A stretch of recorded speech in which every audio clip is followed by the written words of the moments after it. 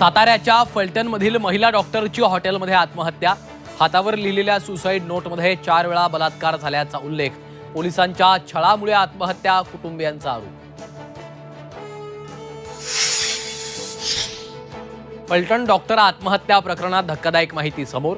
महिला डॉक्टरनं वरिष्ठांकडे 21 वेळा केली होती तक्रार। तक्रारीची दखल न घेतल्यानं टोकाचं पाऊल। सातारा महिला डॉक्टर आत्महत्या प्रकरणात मुख्यमंत्री फडणवीसांकडून संबंधित पोलीस अधिकाऱ्यावर निलंबनाची कारवाई। झी 24 तासच्या बातमीची मुख्यमंत्र्यांकडून दखल। आरोपींवर कठोर कारवाईचे आदेश। पुण्याच्या महापौरपदी असताना मुरलीधर मोहोळ बिल्डर बढेकरांची गाडी वापरत होते। धंगेकरांचा आणखी एक नवा आरोप। बढेकरांच्या कंपनीत दमदाटी करून पार्टनरशिप मिळवल्याचा दावा।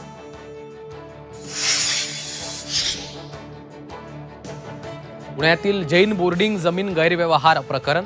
जैन बोर्डिंगचे विश्वस्त जयंत नांदुरकरांना नागरिकांचा घेराव, तर चौकशी पथकानं केली तपासणी।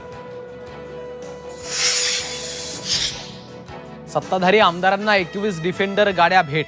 काँग्रेस प्रदेशाध्यक्ष हर्षवर्धन सपकाळांचा गंभीर आरोप। 21 डिफेंडरपैकी एक गाडी बुलढाण्यात आल्याचा दावा। वरळी डोममध्ये शिवसेना ठाकरे पक्षाचा सोमवारी निर्धार मेळावा। आदित्य ठाकरे मेळाव्यातनं बोगस वोटिंगचा बॉम्ब फोडणार, तर बोगस मतदान टाळण्यासाठी मार्गदर्शन करणार। सांगलीच्या जतमध्ये जयंत पाटलांच्या कारखान्याच्या नावाची पाटी रातोरात अज्ञातांनी बदलली।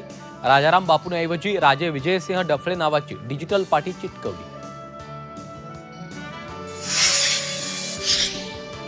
जळगावातील पाचोरा भडगावमध्ये भाजपचा स्वबळाचा नारा।